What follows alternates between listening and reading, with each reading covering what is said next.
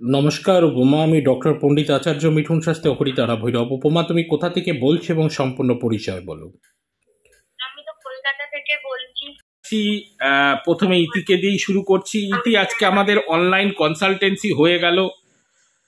এক অদ্ভুত কথা বলা হয়েছিল বহুদিন আগেই, যে তোমাদের যখন কলকাতার বুকে কোনো একটা দোকান হবে তখন একটা পায়ে একটা প্রবলেম আলা একটা ঘটনা থাকবে।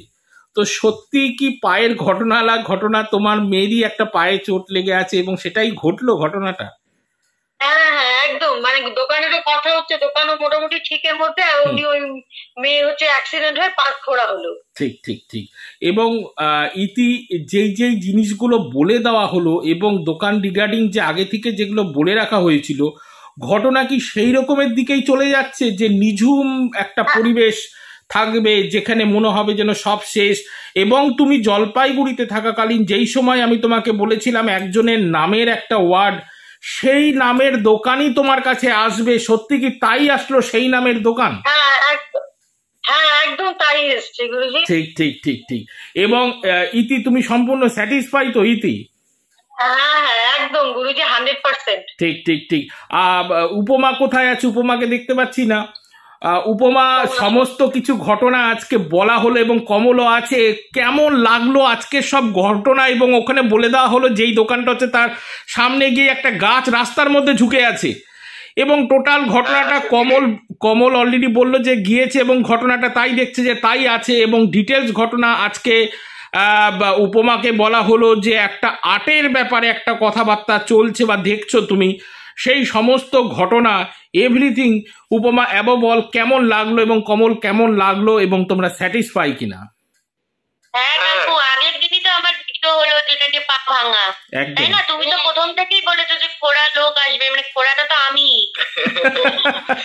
মানে তুমি অবাক হয়ে যাচ্ছ উপমা, যে গল্পটা কিভাবে তৈরি হলো, যে দোকানের সময় খোড়া তৈরি হয়ে যাবে এবং যে পায়ের ডিসপুট একটা ব্যাপার চলে আসবে। সত্যিকারে তাই হলো উপমা গোটা গল্পটা? হ্যাঁ, কাজ ছেড়ে দিলাম।